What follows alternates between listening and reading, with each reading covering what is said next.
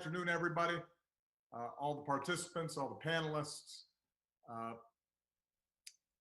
Let me start by just acknowledging that uh, we have seen in the last several weeks, last few months, uh, the kinds of epic uh, changes and events in our country that uh, are as profound as anything that I've seen in my lifetime. And I'm now a lot older than planned. I'm going to be 59 soon. Uh, and and let me begin by acknowledging that although all of us have been feeling pain, uncertainty, disruption, uh, some folks have been feeling it more than others. Most of all, uh, the pain that's been experienced by the families of uh, George and Brianna and Ahmad and Tony and Sean and too many others to mention, those that we thought about during that moment of silence. Uh, and to those families who've been directly affected by tragedy, please know that Michelle and I and the nation grieve with you, hold you in our prayers. We're committed to the fight of creating a more just nation in memory of your sons and daughters.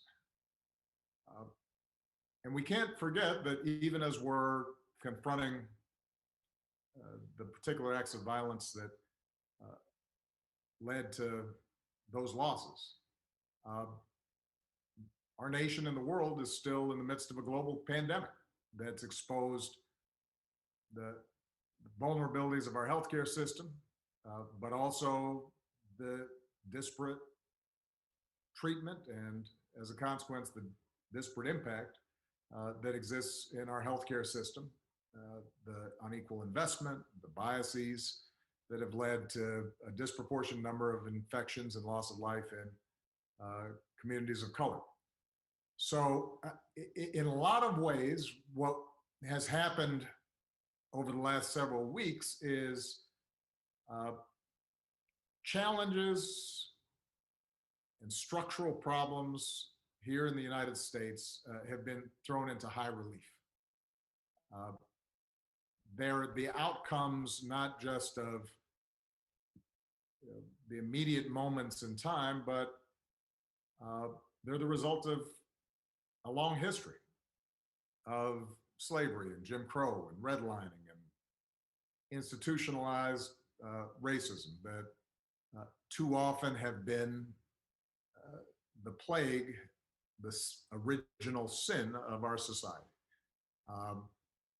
And in some ways, as tragic as these past few weeks have been, as difficult and scary and uncertain as they've been, they've also been an incredible opportunity for people to be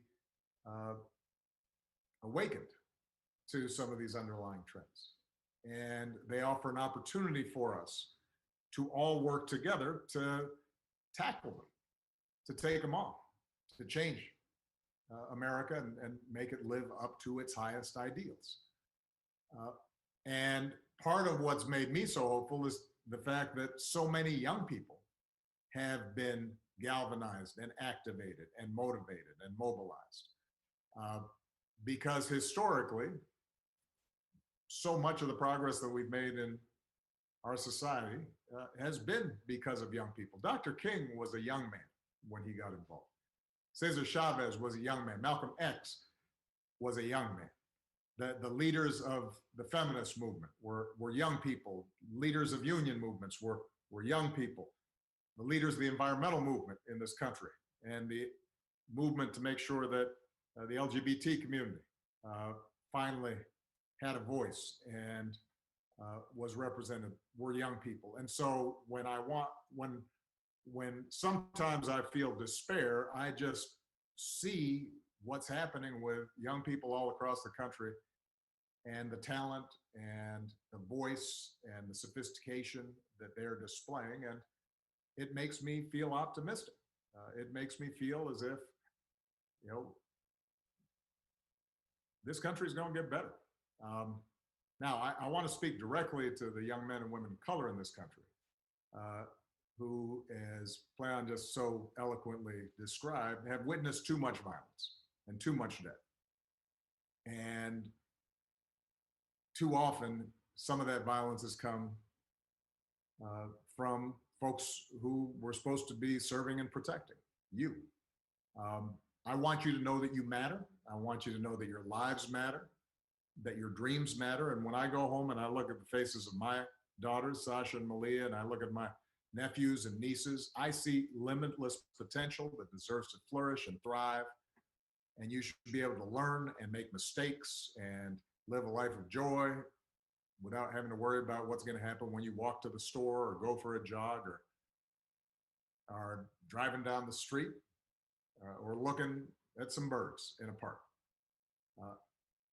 And so I hope that you also feel hopeful, even as you may feel angry, because you have the power to make things better, and you have helped to make the entire country feel as if this is something that's got to change.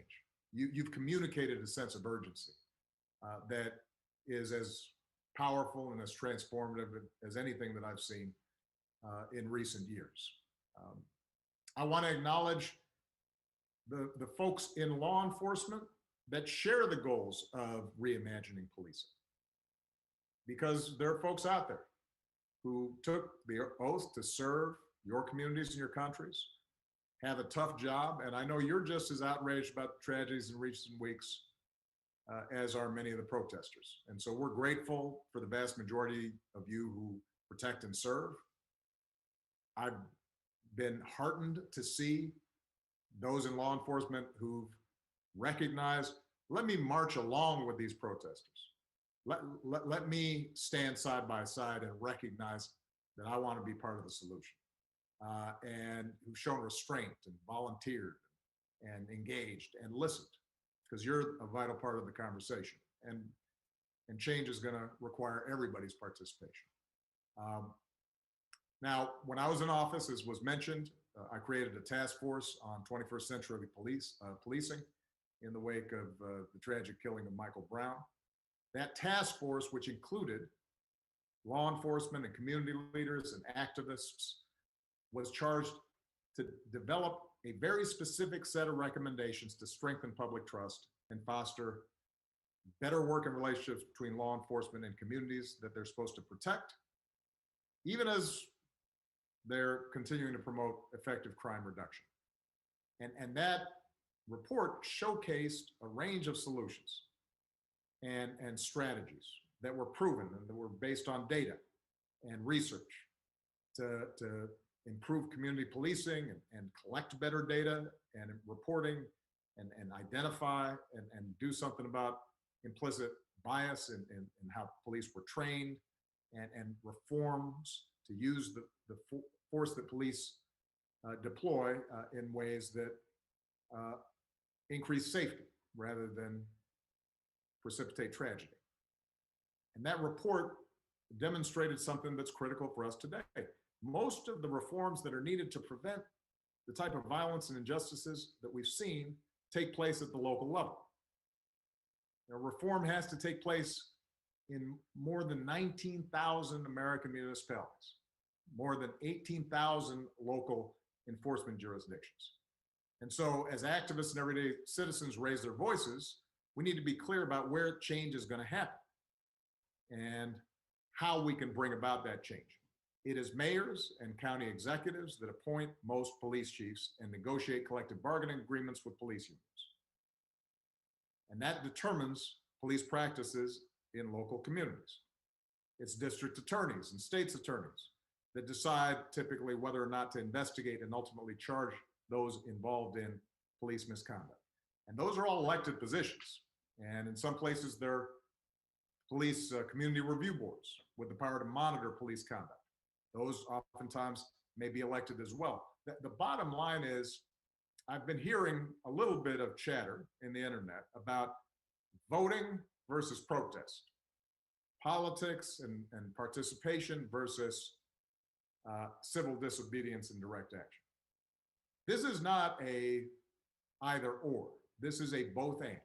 To bring about real change, we both have to highlight a problem and make people in power uncomfortable, but we also have to translate that into practical solutions and laws that can be implemented and we can monitor and make sure we're following up on. So, very quickly, let me just close with a couple of specific things. What can we do? Number one, we know there are specific evidence-based reforms that, if we put in place today, would build trust, save lives, would not show an increase in crime. Those are included in the 21st Century Policing Task Force report. You can find it on obama.org. Number two, a lot of mayors and local elected officials read and supported the task force report, but then there wasn't enough follow-through. So today I am urging every mayor in this country to review your use of force policies with members of your community and commit to report on planned reforms. What are the specific steps you can take? And I should add, by the way, that the original task force report was done several years ago. Since that time, we've actually collected data, in part because we implemented some of these reform ideas. So we now have more information and more data as to what works. And there are organizations like Campaign Zero and Color of Change and others that are out there highlighting what the data shows, what works, what doesn't in terms of reducing incidents of police misconduct and violence. Let's go ahead and start implementing those. So we need mayors, county executives, others who are in positions of power to say, this is a priority. This is a specific response. Number three, every city in this country should be a My Brother's Keeper community, because we have 250 cities, counties, tribal nations who are working to reduce the barriers and expand opportunity for boys and young men of color through programs and policy reforms and public-private partnerships. So go to our website, get working with that, because it can make a difference. And let me just close by saying this. I've heard some people say that you have a pandemic, then you have these protests.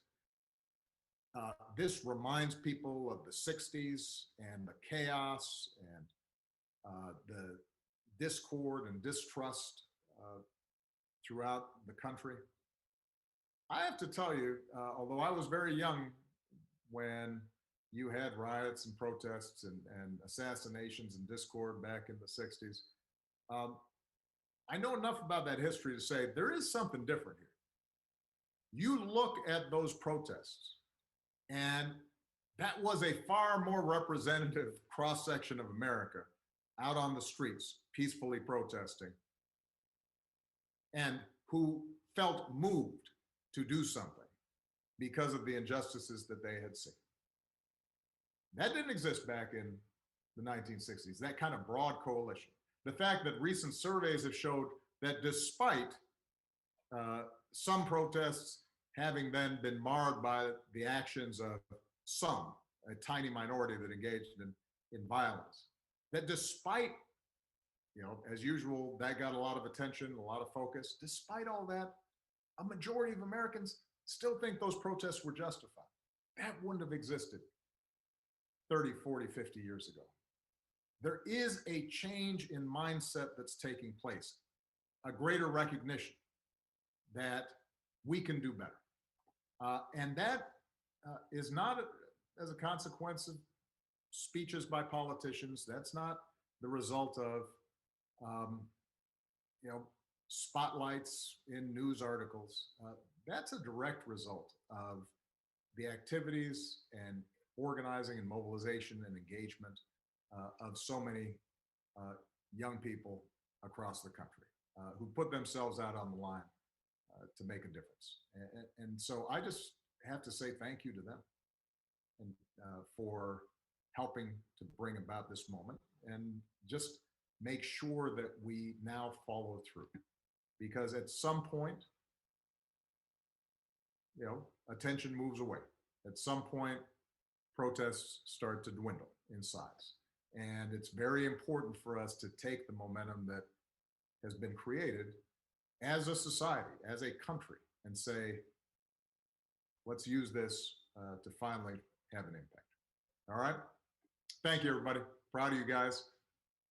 And I know that we're going to be hearing from a bunch of people who have been on the front lines on this and know a lot more than I do about it. Proud of you.